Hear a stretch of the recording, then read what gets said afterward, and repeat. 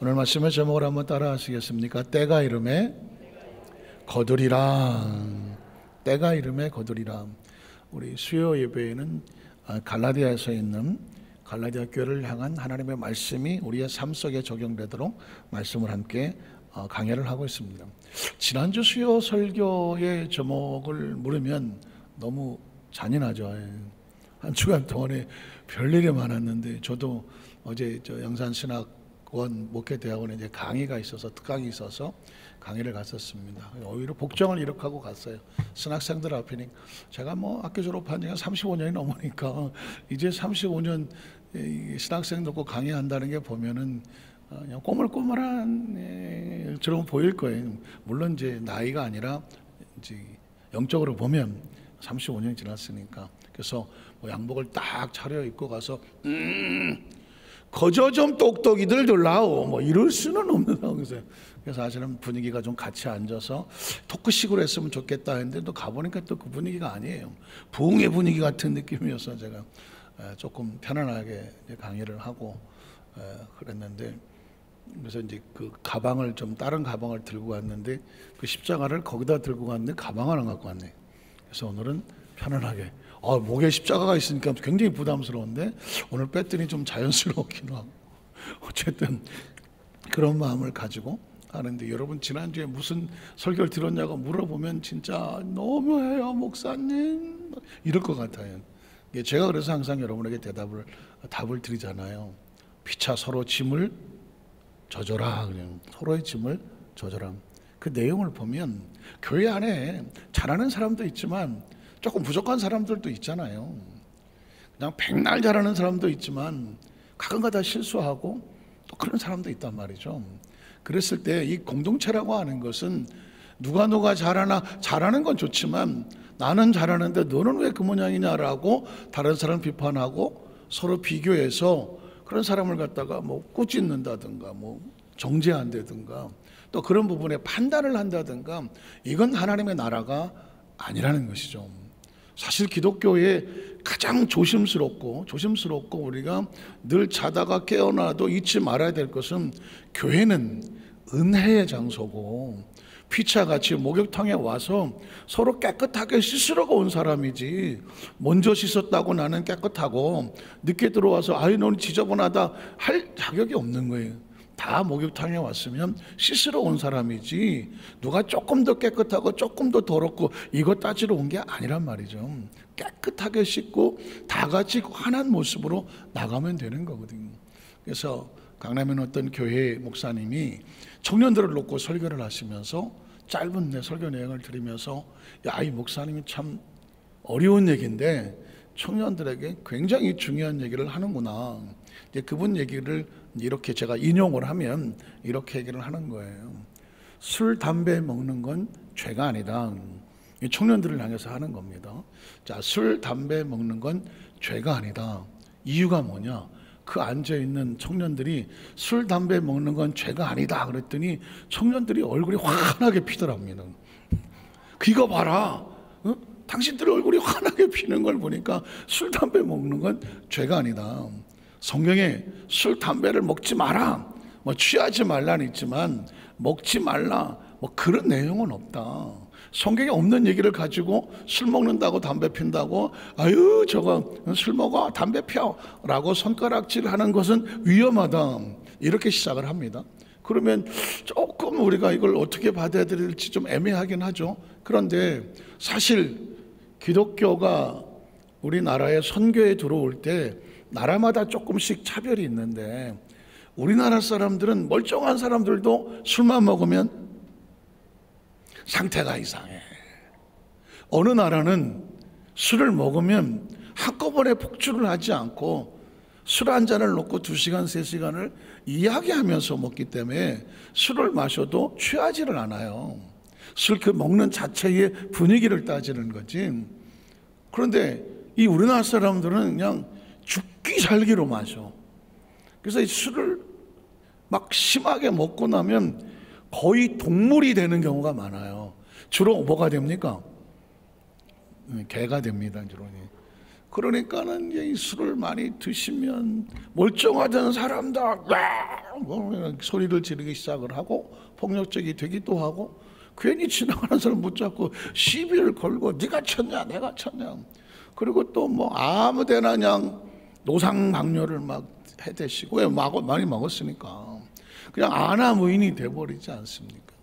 그리고 뭐 어떤 분들은 그냥 하늘을 뭐 입을 삽고 땅을 요삼하고 그냥 길거리 나자빠 주무시는 분도 예전에는 많았습니다.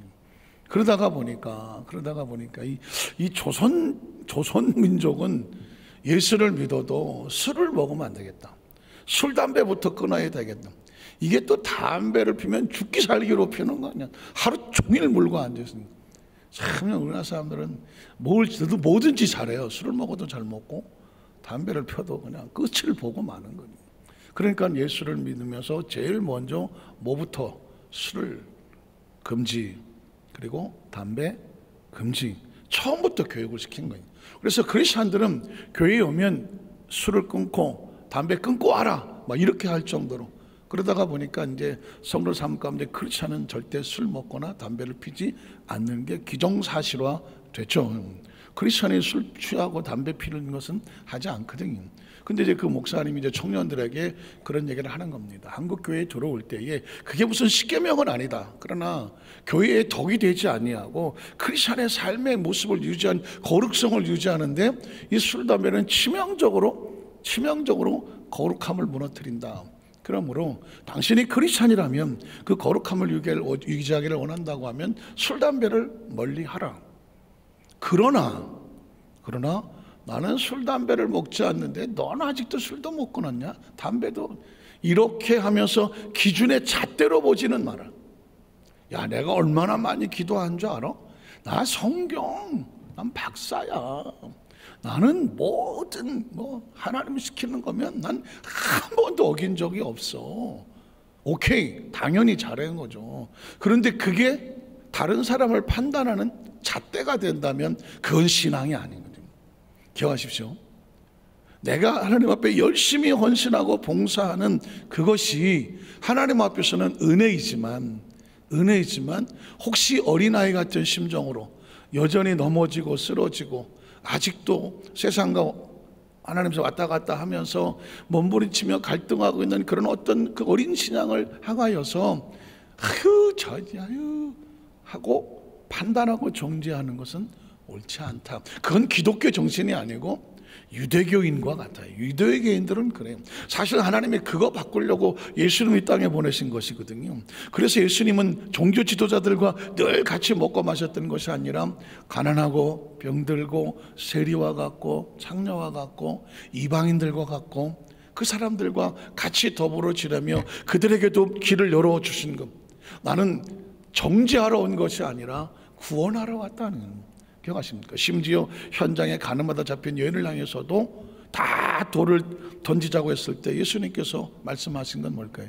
너희 중에 죄 없는 자 있으면 돌 던져라. 판단할 능력과 자격이 있다면 돌 던져라. 아무도 돌을 던질 수가 없는 거죠. 예수님께서 돌 던질 수 있음에도 불구하고 나도 너를 정죄하지 아니한다. 기독교의 가장 근본적인 목적은 뭔지 아십니까? 예수를 믿는 가장 근본적인 목적은 뭔지 아십니까? 우리가 다 부족함을 고백하고 더불어 같이 올라가야 돼요. 같이 손 잡고 좀 더 먼저 가고 나중 가고, 모릅니다. 나중된 자가 먼저 될지 아무도 모르는 겁니다. 그래서 저와 여러분의 신앙생활을 하면서 아주 중요한 건 뭐냐, 교회 공동체 안에 부족한 모습이 보인다고 할지라도 그걸 바로 마치 무슨 패대기 치듯이 그것도 오락실에 두더지 올라오면 그냥 막 패버리는 것처럼 이거 언제 올라오나 이게 아니거든요. 이해가 가십니까? 이 교회 공동체 안에 가장 중요한 건 나도 은혜를 받고 나도 용서를 받았으니 내가 할 수 있는 것은 나도 옛날엔 저랬지, 나도 저렇게 부족했었지, 나도 모자랐었지 하면서 어떻게 그 사람들은 어떻게 해줘야 돼요? 품어주고 기다려주고 안아주는 것. 이게 바로 크리스찬이즘. 어느 대학 교수가, 그 교회에서 쓰는 말인데 대학 교수가 강의하는 가운데 이런 얘기 하더라고요. 사람이 죽을 때가 되면 껄껄껄 한다.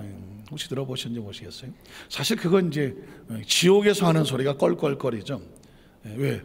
후회만 있는 거예요. 지옥은 딴 게 아닙니다. 삶을 살았는데 후회밖에 없는 삶. 그게 지옥 아닙니까? 사람이 이 세상을 떠날 때에 나는 세상을 사는 게 후회가 된다. 그건 갈 데가 어딜 것 같아요? 그건 지옥이에요. 후회만 남은 삶은 지옥 같은 삶입니다. 그러나 정말 한 세상을 살아났는데도 그래, 내 짧은 인생이지만 최선을 다했어. 그래, 내 삶에 후회는 없지. 이렇게 말할 수 있다고 하면 예수 그리스도 아니라면 그건 천국이죠. 지금 여러분 어떠십니까? 저와 여러분에게 지금 나는 후회 막급한 삶을 살고 있나? 아니면 지금 사는 삶이 그래도 부족하지만 모자라지만 여러 가지 많은 장애물이 있고 여러 가지 가로막지만 그걸 그래도 넘어가면서 나는 나의 길을 가고 있나? 하나님과 함께 기쁨에 하나님 앞에 내 마음이 자유롭고 평안한 가운데 가고 있나? 굉장히 중요하거든요. 그래서 인간은 죽을 때 세 가지를 껄껄껄 하더라. 첫 번째는 뭐냐? 좀 많이 돕고 살 걸. 돕고 살 걸. 아마 그러겠죠? 사람이 언제 되면 착해져요? 죽을 때 되면 착하다고 그러잖아요. 그렇게 살던 사람도 이제 한번 이 숨이 마지막 숨을 쉬게 되면 그때 도끼 품고 죽으면 참 도끼지. 그건 도끼.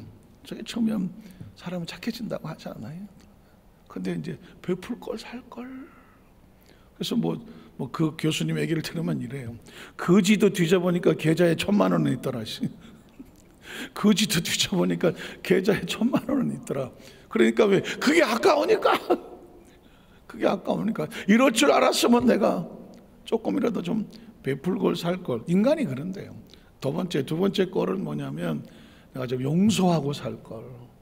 희한하게 사람이 또 죽을 때 되면 누가 생각나냐면 고마운 사람도 있는데 이게 자기가 미워하고 마음속에 그냥 아유 저 했던 사람들, 그런 사람들이 생각이 난대요. 그래갖고는 용서를 받고 내가 이 세상을 떠나기 전에 미안하다고 내가 용서를 구하고 또는 내가 용서해 줄 사람에 대해서 용서하고 살 걸. 저 실제로 그런 거 받아본 적이 있어요. 이제 참 실명을 말하긴 그런데 전혀 저한테 이제 그런 문자를 보내시지 않아도 되시는 저보다 위에 계시는 분인데 어느 날 문자가 딱 들어온 거예요. 주 안에서 사랑하는 김 목사님, 혹시 저로 인하여 그동안 너무 많은 아픔과 또 힘든 것이었다면 예수님 안에서 용서해 주세요. 뭐야 이거? 이름을 자꾸 확인해 봤는데도 불구하고 그런 거예요. 그리고 마포로 목사님 등을 이렇게 하겠습니다. 누구누구 올린 거예요. 그 무슨 생각이 듭니까? 이분이 돌아가실 때가 됐나? 근데 나중에 알고 봤더니 진짜 암 수술을 받으러 들어가시면서 그분이 이제 내가 이제 들어가서 나올 수 있을까? 그러다가 보니까 이분이 혹시 못 나올지도 모른다 이런 마음이 생기니까 당신이 아시는 많은 분들에게 혹시라도 나로 인하여 마음이 힘든 것이 있었다면 나를 용서해달라 하고 문자를 보내신 거예요. 그러니까 사람은 마지막 순간에 내가 좀 더 용서하며 살 걸 하는 걸 뒤늦게 깨닫는다는 거죠. 사실은 진짜 깨달아야 되는데. 그래서 저는 돌아가시면 안 되는데, 그래서 참 거기 나름대로 답변을 해서 보냈는데 안 돌아가시고 이제 건강히 토론 나오셨어요. 토론 나오셨는데 표정을 보니까 옛날 표정은 아니야. 여전하셔. 사람은 잘 안 변하는데 언제 변한다고? 돌아가실 때가 되니까 변해. 나중에 또 지금 천국 가셨지만은 제가 말씀을 합니다. 이 이야기에 저를 포함해서 여기서 빠져나갈 사람 아무도 없어요. 좀 더 베풀고 살 걸, 좀 더 용서하며 살 걸, 그죠? 마지막은 누군가 시켜서 하는 것이 아니라 내 스스로 내 마음의 기쁨과 감사를 위해서 하고 싶은 걸 좀 할 걸. 그러겠죠. 사람들이 그런 사람 있잖아요. 마지막 때 되면 난 내가 하고 싶은 걸 하나도 못하고 살았어. 그런 사람은 항상 마음이 불안한 겁니다. 그리고 행복하다고 느끼지를 않는 거예요. 그래서 여러분, 예수님 안에서는 하나님 안에 기쁨과 감사 은혜를 가지고 내 마음에 기쁨을 줄 수 있는 그걸 가지고 살아가는 사람은 마음의 영적인 근육이 단단한 거예요. 이런 사람은 잘 꼬이지를 않아요. 마음에 기쁨이 있어서 할렐루야, 내가 좀 하고 싶은 뭐 세상적으로 막 산다는 것이 아니라 하나님 안에서 기쁨과 자유로 이 은혜를 받으며 살아가는 사람은 꼬이지를 않아요. 누가 좀 서운하게 해도 아이 할렐루야, 조금 힘든 게 있어도 할렐루야 하고 갑니다. 근데 이게 안 되면, 근육이 약해지면 더 거듭 넘어진다는 것이죠. 그래서 사실 이런 문제는 갈라디아 교회만 있는 게 아니라, 무슨 뭐 옛날 중세 교회만 있는 게 아니라, 뭐 지금 현대 교회, 우리 교회 안에도, 이 땅의 모든 교회 공동체 안에서도 가장 중요시 여겨야 될 것은 뭐냐? 인간관계. 여기서 평안해야 돼요. 교회 안에서 편안하고 아름답고 따뜻해야 돼. 혹시 내가 이 얘기를 했더니 그 사람이 나를 아유 저 사람 저런 사람이야 라고 판단할까? 이런 분위기가 된다면 그건 교회가 아니냐, 교회가 아니고 크리스찬이 아닙니다. 오늘 적어도 예배 참석하신 저와 여러분 마음속에 누군가 그의 아픔을 얘기했다면, 누군가 그의 상처를 얘기했다면, 누군가 그의 정말 쉽게 말할 수 없음을 얘기했다고 하면 그걸 가슴에 끌어안고 같이 기도하면서, 그리고 그분이 잘 되어서 하되 그것이 어떤 그 사람을 평가하는데 혹시 다른 사람에게 가서 따까닥 얘기를 한다든가, 또 아이고 막 그렇대 하고 말을 전한다든가, 이건 크리스찬이 아니에요. 크리스찬이 아니다. 그래서 모든 문제는 이런 데서 나오니까, 내가 은혜 받았으니 나도 그에게 은혜를 베풀고, 나도 하나님 앞에 용서받은 존재이니 나도 서로 피차 용서를 베풀어서 나로 인하여 누군가가 자유롭고 평안해질 수 있도록 그런 소망을 가지고 사는 게, 그게 교회예요. 그게 구역이고, 그게 지역이고, 그게 교구고, 교회 공동체가 되어져야 합니다. 그래서 오늘 조심스럽지만 이 성전을 나가기 전에, 오늘 저녁에 내 마지막 날이다, 한 200년 남았다 하기 전에 내 안에 혹시라도 미움과 원한과 불편함과 껄끄럽고 생각만 하다면 오늘 이 시간에 기도하면서 풀어내리고, 성전을 나가기 전에 그 모든 관계들이 좀 편안하게 풀어지고 따뜻한 심령으로 나갈 수 있기를 주님의 이름으로 축복합니다.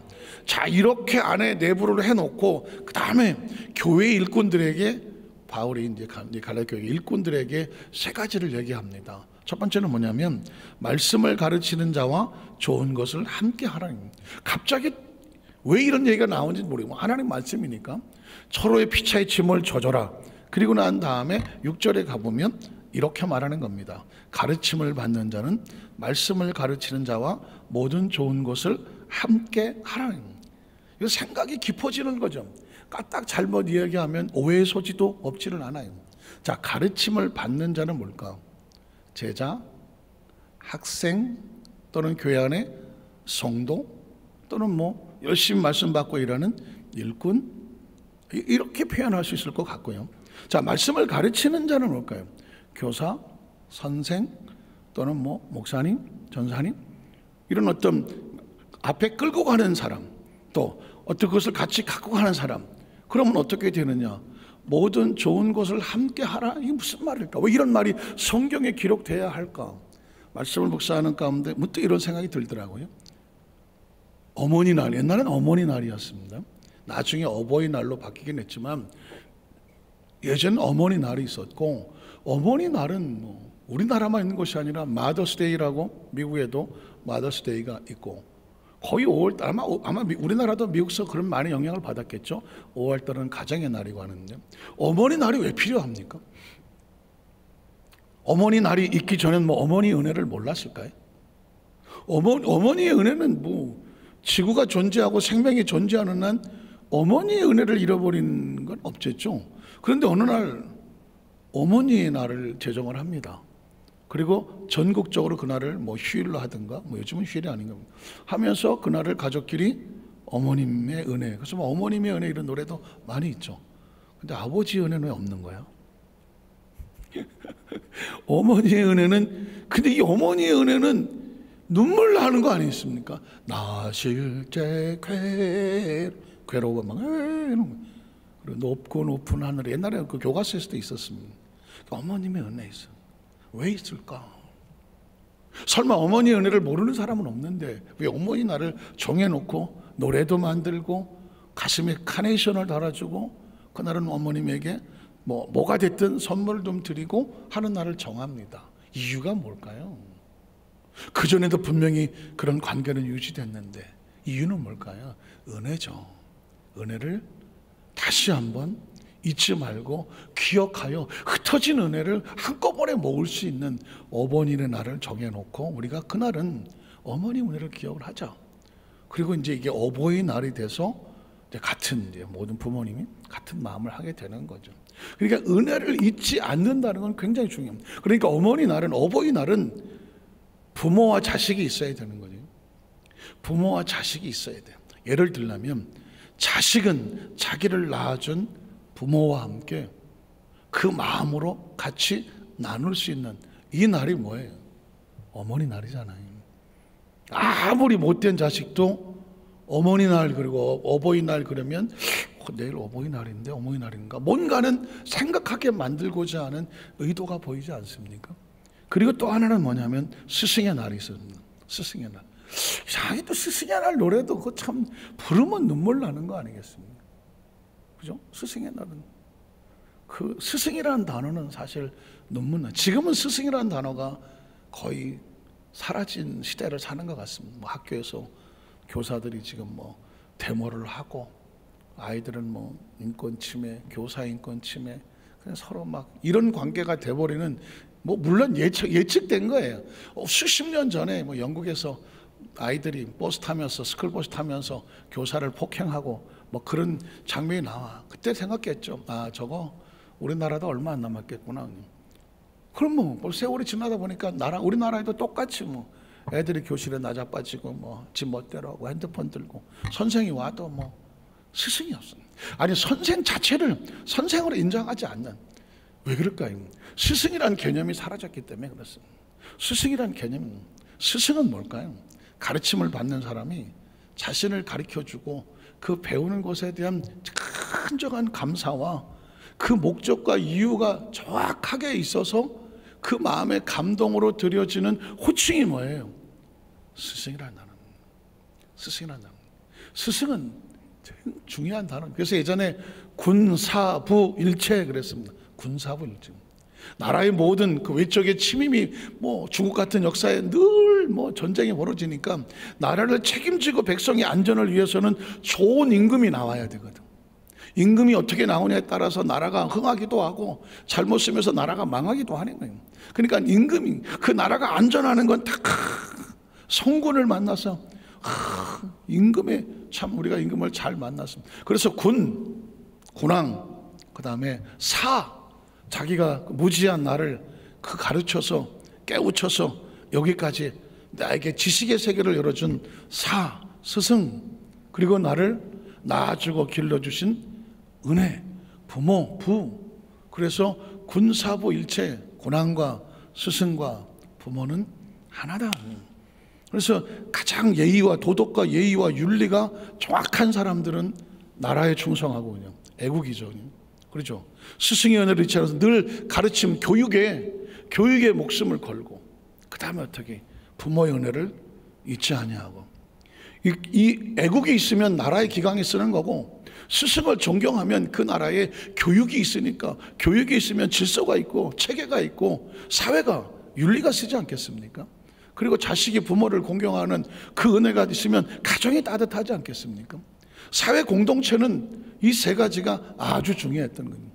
그러나 지금 현 시대는 누가 대통령을 존경합니까? 정치적인 목적에 따라서 뭐 우리 당이 아니고 저 당이 아니고 하면 뭐 대통령도 뭐 개만도 못한 뭐 쌍소리 해대고 뭐 여기저기다가 이상 대통령의 권위가 떨어지고 스승의 권위가 떨어지고 때로는 부모도 참 가슴 아픈 시대를 살아가는 이런 걸 보면 지금 우리는 예전보다 모든 문화나 교육이나 무슨 시설이 발달됐다고 하지만 과연 진정한 인간적인 면에서의 그 평안에 있을까? 이건 사실 생각해 봐야 됩니다. 우리가 꿈꾸는 정말 인간들이 살아간 나라와 국가를 세워나려고 하면 다시 군사부일체라고 하는 나라에 대한 애국심과 그리고 교육과 사회 도덕 윤리, 그리고 그 다음에 가정이 깨지면 다 날아가는 겁니다. 그렇죠? 이 세 가지의 질서가 다시 균형을 잡지 않냐면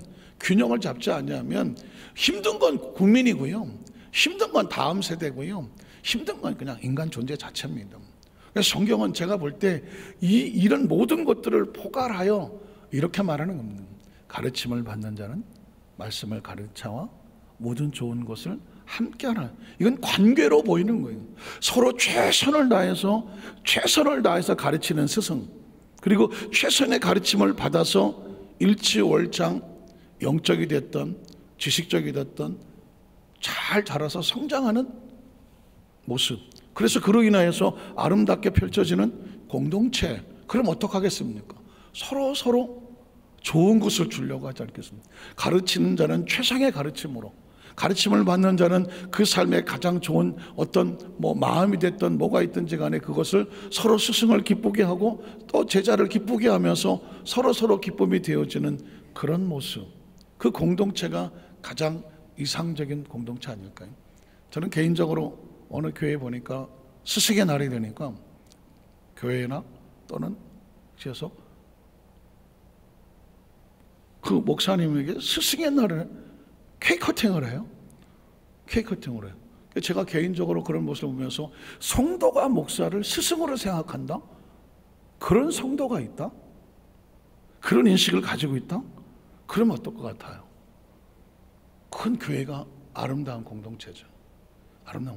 왜냐하면 요즘은 세상이 다릅니다. 그 교회 담임 목사가 됐던 교육자를 스승으로 생각하는 인식이, 학교 선생도 스승이 아닌데 예를 들어서 누가 내 스승이야? 스승이라는 개념 자체가 인식에서 사라져가는 시대에 스승을 생각한다? 쉽지 않잖아요. 그럼 반대로 생각하면 스승이 없는 삶은 얼마나 불행할까? 어떻게 생각하십니까? 누군가 삶을 살아가는데 당신의 스승은 누굽니까? 라고 물을 때 내가 스승이라고 말할 사람이 있을까? 학교도 다 대학까지 교수도 있고 선생도 다 있었겠고, 심지어 유치원 선생도 있었겠고, 그리고 살면서 자기 인생의 선배나 아니면 누가 가르치는 사람도 있었겠고, 교회를 다녔으면 어려서부터 교회 교사도 있었겠고, 또는 목사님들도 있었겠죠. 그런데 예를 들어서 내가 스승이라고 말할 수 있는 사람이 있을까? 얘기는 다른 거죠. 스승은 내가 마음에서 우러나와야 되잖아요. 전 그분을 정말 존경한다.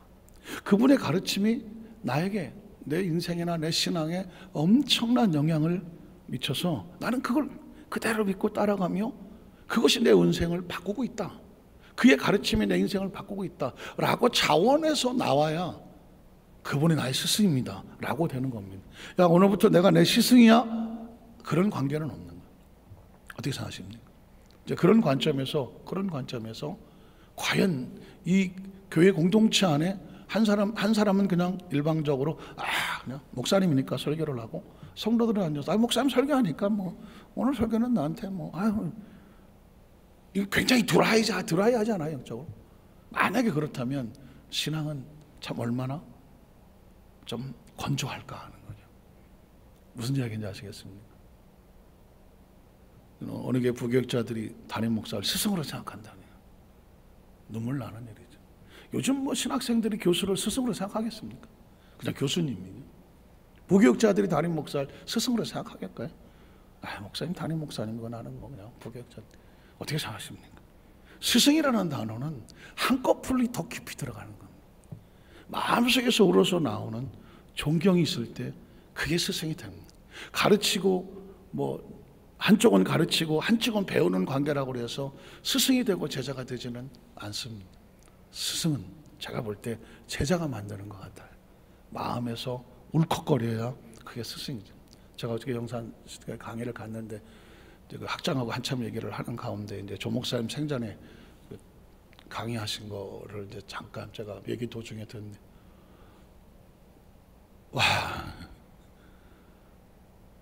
그 모습만 봐도 그냥 눈물을, 강의하기 전에 눈물을 얼마나 흘리고 올라갔는지. 그 목사님께서 학교를 사랑하셔서 그 학교를 사랑하는 애틋한 마음을 한 5분 안에 막 담아 말씀하는데, 저도 영산 출신이고 조영희 목사님 영산이라는 이름을 걸고 이제 학교를 세우고, 학교 요즘 신학교가 고군분투하잖아요. 지금 뭐 요즘 신학생 없습니다. 젊은 신학생 거의 없습니다. 요즘 누가 목회하려고 합니까? 목회 안 하려고 합니다. 그리고 뭐 젊은 사람들은 목회를 안 하려고. 왜? 힘든 걸 안 하려고 하니까. 애시당초부터 힘든 걸 안 하려고 하니까. 왜 그 교회 가서 성도들 눈치 보고 그리고 개척 안 하려고 합니다. 성교 그거 할 바에는 아르바이트 쿠팡 다니는 쿠팡 가서 오토바이 타고 몇 병만 나오고 뭐 사람이. 그러니까 이 젊은 세대 자체가 이 영적인 것은 아무런 관심 갖기가 쉽지 않고, 사회적으로도 어차피 어차피 내가 여기서 판검사 할 것도 아니고 아르바이트 했고 오토바이만 잘 타고 그러면 한 달에 몇백 벌어갖고 외제차 하나 뽑아갖고 그냥 미래에 대한 별로 관심 별로 없어. 왜 그럴까요? 그런데 이게 영적으로 신학교 안까지, 전국에 있는 모든 대학의 신학교는 거의 미달입니다. 대학원들하게 들었습니다. 혹시 보셨습니까? 우리 신학대학교에 오면은 1년인가 첫 학기는 등록금 무료 대학원 등록금 보조. 이런 걸 보면 무슨 생각이 드냐면 우리나라의 영적인 상태가 얼마나 곤두박질하고 있는지를 보면서 성도들은 안타까워해야 합니다. 성도들은 안타까워야 됩니다. 교육은 백년지 대계라고 해서 그 나라의 힘은 교육에 있는 거 아니겠습니까? 사회적으로 볼 때 대한민국이 이 전후에 이 짧은 세계에 이렇게 전 세계 경제 11대 11위 하고 있는 이유는 딴 거 아닙니다. 전 대한민국의 어머니들입니다. 전 남자지만 대한민국의 어머니들이 그리고 누나들이 그 전쟁 이후에 그 무기력한 이후에 생선 장수 보따리 장수 해가면서 내 새끼만은 공부시킨다. 이거 무서운 겁니다. 이거. 내 새끼만은 공부시킨다. 이거 무서운 거예요. 무서운 겁니다, 여러분. 그래서 공부를 해서 그 사람들이 나와서 그 짧은 시기에 대한민국을 이렇게 만든 거예요. 이거는 이 시대를 살아가는 어머니들을 향해서, 그리고 그 시대의 누나들이 그 장녀 태어나갖고 공장 다니고 식모살이 하고 와서 그 학비 벌어서 동생들 공부시키고, 이거 모르면 인간도 아니야. 이거 모르면 인간도 아닙니다. 그 눈물로 쏟았고, 대한민국 교회도 마찬가지입니다. 그런 어머니들이 눈물로 기도해서 그 교회의 근간이 되고 그 교회를 세워나가서 그 힘을 통해서 나중에 이제 많은 남자 성도를 놓으면서 믿음이 생활하면서 여기까지 온 거죠. 지금 미국은 똑같은 현상입니다. 멕시칸들이 힘들고 어려운 사람들이 미국에 이민 와갖고 불법 체류해가면서 돈을 벌어서 새끼들을 대학을 보내는 겁니다. 대학을. 지금 이제 미국은 백인이 주류고 그 다음에 이제 흑인입니다. 흑인이에요. 흑인 다음에 떠오르고 있는 게 히스패닉입니다. 히스패닉은 뭐냐? 멕시칸계입니다. 그런데 1세대 멕시칸들은 조용한 얘기지만 별로 머리가 안 좋습니다. 공부도 안 합니다. 그럴 수가 없었어요. 배운 게 없어. 멕시칸들은 일주일 벌어서, 주급으로 사니까 일주일 벌어서 그 돈 가지고 이런데 반짝이 붙이는 거 좋아해서 반짝이 장사가 잘 됩니다. 그런데 머리가 돌아가는 사람들은 애들을 공부시켰습니다. 거기서 2세대 멕시칸 애들이 히스패닉계인데 얘네들이 이제 일어나갖고 미국에서 공부해서 그 올라가니까 이제 정치, 경제 이런 쪽에 멕시칸계들이 올라오기 시작합니다. 아마 조만간에 지금 흑인 대통령이 나왔죠. 오바마가 나왔죠. 멕시칸 히스패닉계 가운데 분명히 미국 대통령이 나올 수도 있습니다. 왜냐하면 어마어마합니다. 제가 이런 얘기를 들은 이유는 뭐냐면 우리가 그냥 멍하니 그냥 그러진 않겠지만 교회가 겉모습만 교회가 아니라 교회만 목사님 있고 성도들이 있어서 교회가 아니에요. 진짜 그 속에 정말 같이 눈물로 교감하고 교통하면서 서로 마음으로 하나가 돼가며 스승이며 제자며 같이 나가냐고 하는 이 마음이 있느냐 없느냐, 이게 중요한 힘이 되는 것이죠. 오늘 성경은 갑자기 뜬금없이 왜 진짜 가르침을 받는 거예요. 그냥 듣는 게 아니라 가르침을 받는 자는 말씀을 가르친 자와 모든 좋은 것을 함께하라. 제가 보기에 여태까지 신앙생활하면서 이 구절을 읽으면서 이건 평생 난 이 구절 가지고 설교는 못하겠구나. 마치 담임 목사가 난 가르치는 사람입니다, 여러분은 배우는 사람입니다, 모든 좋은 걸 함께 해야 됩니다. 이게 얼마나 웃기는 상황입니까? 그런데 가만히 왜 이 구절을 드디어 내가 오늘 만난 거야, 이걸 어떻게 설계해야 되나? 내 말씀을 나누다가 보니까 이건 그렇게 하려면 진정한 존경과 마음이 우러나와야 되는 거예요. 우러나와요. 굳이 예를 들자면 마태복음 26장에 보면 제가 그런 제목으로 설교를 한 적도 있는데요, 누가 진정한 제자인가. 성경에 보면 참 아이러니컬한 게 많습니다. 예수님께서 마지막으로 시몬, 문둥이였던 시몬의 집에서 난찬을 하고 계시는데 그 제자들이 앉아갖고 서로 야, 예수님이 아무래도 뭔 일을 벌일 것 같아. 야, 로마를 뒤집어 놓으면 야, 누가 오른팔에 누가 수상을 할 거야? 누가 총리를 할래? 막 이런 얘기를 할 법밖에 없었습니다. 그때 마리아가 기억하시지 않습니까? 7 귀신이 들렸다가 그래서 창녀 제사를 했고 그 예수님을 만나서 귀신이 쫓겨져 나가고 창녀의 삶에서 새로워진 삶을 살았던 그 여인이 예수 앞에 갑자기죠, 예수 앞에 나와서 옥합을 깨서 그 향유로 예수의 머리와 발을 씻겼다는.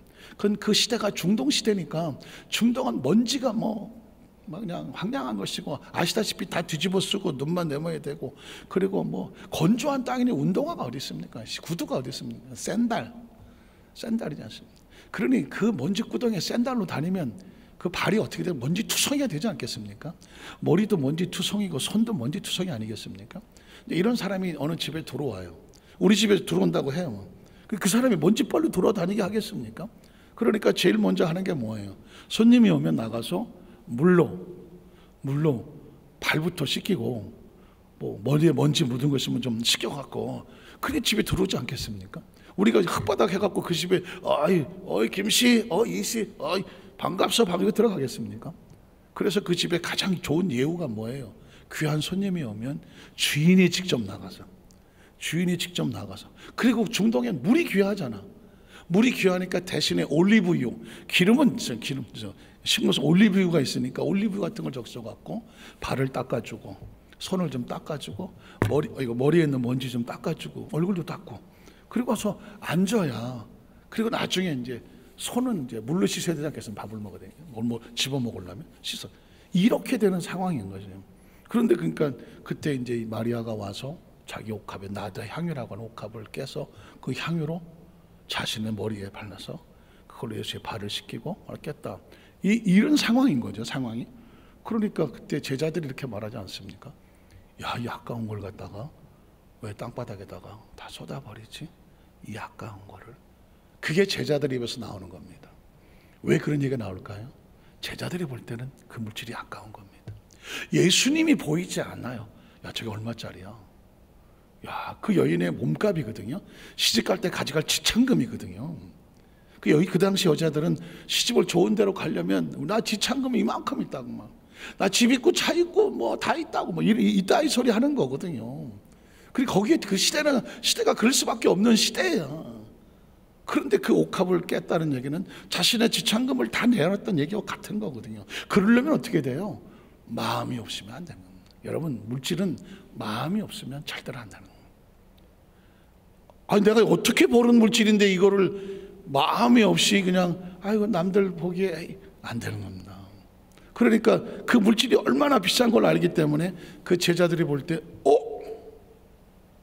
이 여자가 미쳤나 이거?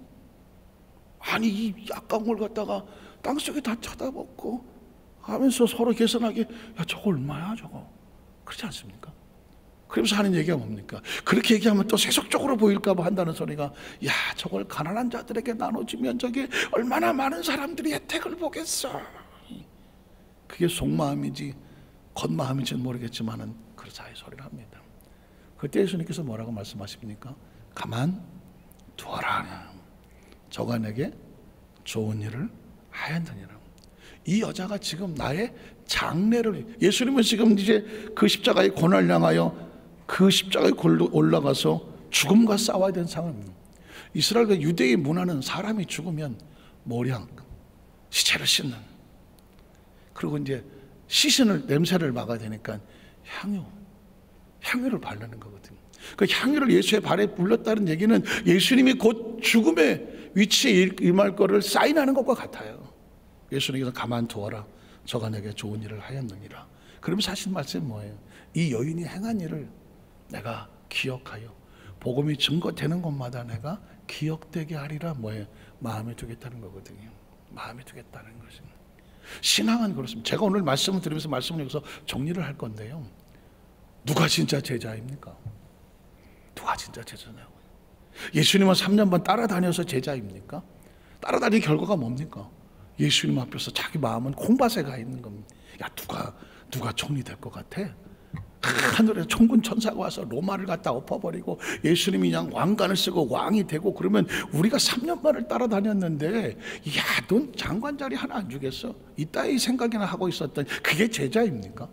아니면 이 여인이 무슨 일을 하고 있는지는 모르겠지만 사실은 내 물질있는 곳에 내 마음이 있다고 했으니까 지참금을 다 쏟았던 얘기는 예수님 앞에 자기가 할 수 있는 표현은 그거밖에 없는 거잖아요. 마음을 쏟았다는 거거든요. 누가 제자입니까? 울커덕, 제가 그 본문을 묵상하다가 울커덕 눈물이 나는 거예요. 혹시 나는 어떤 행위와 행동으로 이걸로 내가 주님을 사랑합니다, 이 정도면 주님 앞에 헌신합니다, 혹시 너 제자들과 함께 그러면서 뭔가 내가 이만큼 했는데 하나님 나에게 뭐를 좀, 이런 거 아닐까? 내 계산이 아닌 하나님 앞에 정말 하나님의 마음을 감동시킬 만한 내 마음의 진정성이 하나님 앞에 전달되어질 때 그걸 신앙이라고 말하는, 그게 진짜 제자이어야 되는 것입니다. 그러니까 세상의 어떤 관점과 계산이 아닌 하나님의 마음이, 네가 진짜인 줄 아는데 네가 그 마음을 나한테 줘서 내가 울커덕하게 만드는, 그게 진짜 제자인 거죠. 말씀을 정리하면서 전 여의도 수만상교회 성도들을 주의 이름으로 사랑하고 축복하며 신앙생활을 할 때 정말, 목사님, 전 여의도 수만상교회를 다닌 거를 정말 내 생애 최고의 복으로 생각합니다. 그리고 조심스럽지만 목사를 만나서 말씀을 드리면서 내가 하나님을 어떻게 사랑해야 되며 어떤 말씀을 알며 하나님의 심령 앞에 내가 어떤 성도로 성장해야 되며 어떤 헌신자가 되며 진짜 하나님 앞에 내가 진실된 마음으로 내가 신앙생활을 했다는 것에 대한 내 마음에 확실한 감동이 있음을 고백합니다. 그 소리를 듣고 싶은 거예요. 그때 목사님 그 교회 담임 목사 하셨고요. 저 그때 그 교회 다녔어요. 그러셨어요? 더 할 얘기가 없어요. 그게 끝이라면 그건 아무나 하는 거예요. 아무나 하는 겁니다. 근데 정말 그때 그분, 제가 지난 재직임명 예배 그때 설교를 하면서 저런 얘기를 했거든요. 제 지나온 삶 가운데 육군포병학교를 마지막 졸업하고 할 때 1등을 가운데 100명이었습니다. 가운데 중간 평가에 제가 1등을 했단 말입니다. 1등을 하고 충격을 받았어. 그때 말을 못했지만 이유가 뭔가, 내 앞에 기수가 1, 2, 3등이 전부 전방으로 날아갔어. 강원도 다 날아. 저 전방 상황을 너무 잘 아는데 순간 충격이 오더라고요. 와, 실제로 고민했어요. 마지막 시험은 포기할까? 1, 2, 3등을 1등을 해도 전방으로 다 날아갈 것 같으면 굳이 위험한 거야. 1등이 더 위험한 거야. 내 앞 기수가 1, 2, 3등이 다 전방 갔어. 잠이 안 오더라고. 어떡할까? 여태까지 내가 중간 평가는 1등을 하고 있는데 마지막도 1등을 하고 싶은데 앞에 기수가 1, 2, 3등이 다 전방으로 날아가서 어떡하지? 기도할 수만 없는. 그럴 때 포대장이, 권충이라고 하는 ROTC 대위 권충이, 포대장이 그 토요일 날 오후에 툭 지나가는데, 야, 김유민, 네, 너 마지막까지 공부해. 네, 너 마지막까지 1등 해. 그러면 내가 이 포병학교에 교관으로 자충대 할 수 있도록 내가 해볼게. 제가 내 솔직한 마음으로 제 군대 생활하면서 가장 제 인생에 가장 고마운 분은 그분입니다. 왜냐하면 하나님이 보내신 수밖에 없어요. 그럴 일이 없어요. 그럴 수가 없고 내 속마음을 어떻게 합니까? 알았습니다. 그리고 나서 정신 번쩍 차리고 다시 이제 마음을 잡고 나머지 후반기를 공부를 해서 이제 마지막에 이제 1등으로 제가 나오게 될 때요. 그때 그 포대장, 구대장, 교관까지 세 사람이 다 추천을 합니다. 이 사람을 육군포병학교 교관으로 추천합니다. 그래서 포대장, 구대장, 교관이 셋이 다 추천을 해갖고 5명이 남는데 성적으로 된 사람은 나하고 2명이고 나머지는 다 집안에 스타가 있어요. 군대는 백이잖아요. 집안에 스타가 있는 애들이 한 3-4명이 딱 되고, 그리고 이제 2명만 저는 성적으로 자칭이 됐어요. 제가 그분에 대한 고마움을 잊을 수가 없어요. 고마움. 그런데 신기한 건 그날 우리 호수교 권사님 그 가족이 왔는데 그 아들이, 그분이 이제 예편하시고 문일고등학교, 서울 문일고등학교에 선생으로 계신다는 얘기를 들었거든요. 그랬더니 한 분이 쫓아와서 나한테 그래, 목사님 저 권충희 선생님한테 배웠습니다. 제가 깜짝 놀라는 건 뭐냐면요, 확률적으로 로또도 그렇게 맞을 수가 없는 일들이 벌어져요. 호주에 갔을 때도 생각해 보십시오. 28년 전에 중학교 1학년짜리를 내가 안수해서 기도했던 친구가, 그 사마귀가 다 났던 그 친구가 어떻게 호주 펄스에서 그때 그 시기에 거기 와서 나를 만나냐고요. 인사하러 오느냐고요. 제가 흥분할 수밖에 없는 게 28년 전에 사람이 지금 지구상에서 하필이면 호주 땅에서, 그것도 펄스, 호주가 얼마나 넓어요. 펄스에서 만났으니 내가 흥분 안 할 수가 없잖아요. 근데 그리고 흥분이 가시기도 전에, 아니 제가 수십 년 전에 제 군대 생활할 때 저한테 진짜 내 마음에 잊지 못할, 진짜 그분은 나의, 군에서 말한다면 스승과 같은 분이죠. 제 인생의 앞에 그분의 말 한마디가 저의 인생을 바꿔놔든. 그런데 세월이 지났는데 그분한테 공부를 했다고 하는 친구가 와서, 목사님 저 그분한테 공부 배웠습니다. 이야, 물론 대한민국이 좁기도 하겠지만은 그런 거거든요. 전 우리 수만상교회 성도들의 마음속에 당연히 예수님이 구주로 믿고 예수님이 우리의 스승이시죠. 그러나 여러분 마음 가운데 교회를 사랑하는 마음이 있다면 여의도 수만상교회가 내 교회로서는 내 마음의 스승이다. 그리고 이 강단에 선포되는 말씀이 내 마음속에는 그냥 단어 의미를 떠나서 나의 삶을 이끌어가는 스승과 같다. 그런 마음으로 여러분 신앙생활을 하신다고 하면, 그럼 교회는 진짜 여러분의 마음 가운데 하나님 주시는 애착과 감동이 누구보다 뜨거워질 것이고, 저 역시 강단에 있을 때마다 하나님, 이 강단에서 말씀을 증거할 때 말씀을 듣는 모든 성도들의 마음속에 하나님이 운명과 미래를 바꿔놓는, 우리 교회 와서 예배를 드리고 말씀드리면서 뭐가 달라져야 돼, 삶이 달라지는 하나님의 역사가 임하게 하여 주시옵소서. 그런 마음으로 쓰는 거거든요. 그런 마음이 아니면 그건 직업이 아니겠습니까? 그런 마음이 아니면 그건 그냥 역할이지. 전 그런 마음으로 하고 싶지는 않은 겁니다. 오늘 저와 여러분이 이 땅에서 함께 신앙생활하고 천국 가는 그날까지 우리의 주어진 시간이 뭐 이렇게 많을지는 모르겠어요. 많지는 않겠죠. 뭐 100년 안쪽 뭐예요? 몇십 년도 안 남았을 텐데, 함께 하는 동안에만큼은 우리가 서로 함께 좋은 것으로 서로의 마음이 교감되어지는, 함께 기쁨을 격하게 나누는 우리 모든 성도 되시기를 주님의 이름으로 축복합니다. 기도하겠습니다. 하나님 아버지 감사합니다.